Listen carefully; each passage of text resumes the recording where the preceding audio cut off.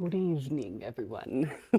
Tonight, we're taking dinner back to the 90s, or at least what I had in the 90s. We're making meatloaf with mashed potatoes and green beans. Meatloaf's gonna take the longest, so let's get to it. Okay, so the first thing I like to do is whatever vessel we're gonna be baking in, I'm gonna take some tomato sauce and pour just a little bit in the bottom of it to coat the pan, or dish, I would say. I'll just kind of swirl it around. All right. Then we'll set that off to the side because you just want it to be ready. After we're done mixing, you just throw it in there. To this, we're going to go ahead and add our ground beef.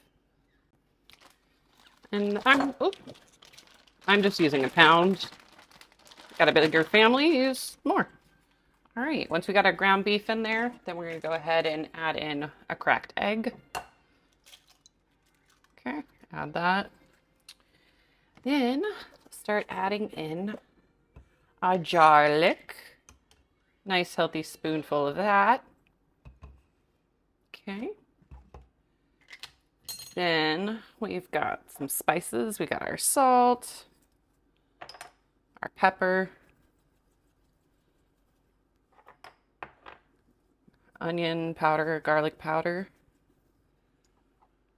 and oregano.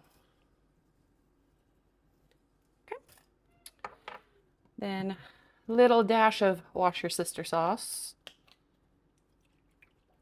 A couple dashes of that. And I like to use some liquid smoke. I don't know why, I like the smoky flavor. So add a few dashes of that. Okay, now to thicken this up once we mix it, I use a whole can of tomato paste. So go ahead and get that in there. Whoop.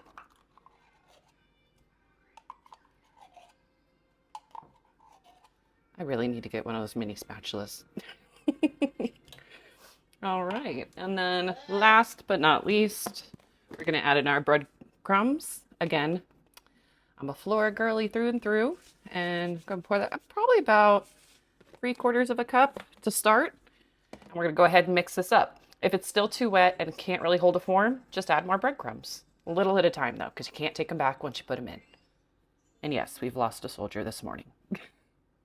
All right, now my mixture is obviously too wet, so I've got a helper, my husband here. We're gonna add a little bit more breadcrumbs.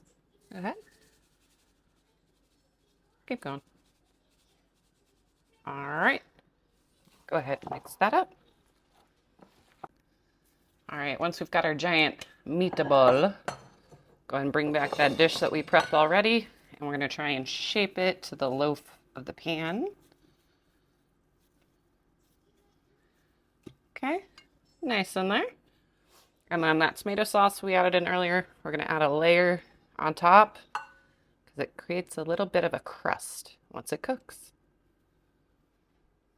All right, after you're done mixing, or probably before you should have done this, we're gonna set the oven to 350 degrees, and we're gonna cook it for an hour.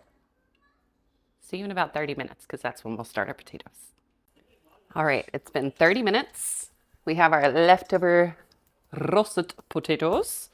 So take a few of these. Let's get them washed up and put in there because we're budget friendly, not nasty.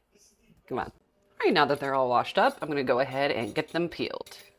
Once we got our potatoes naked, we're gonna go ahead and dice these up. And I like to cut these fairly small.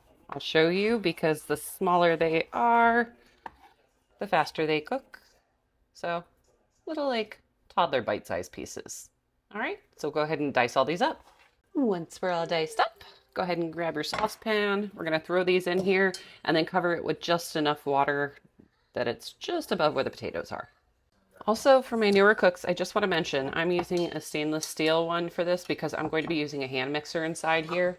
You do not want to use one that, as you see, this one's already starting to go away, but one that's coated on the inside, because as you use the electric mixer, it could tear it up. So stainless steel. So we got it on our stove. I'm going to turn this to high, and we're going to let this boil until the potatoes are tender. You can tell by using a fork, it'll pierce right through without any pressure. Friendly mid-tutorial reminder to take your freezer meat out for tomorrow.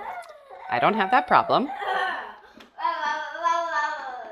He's singing for us.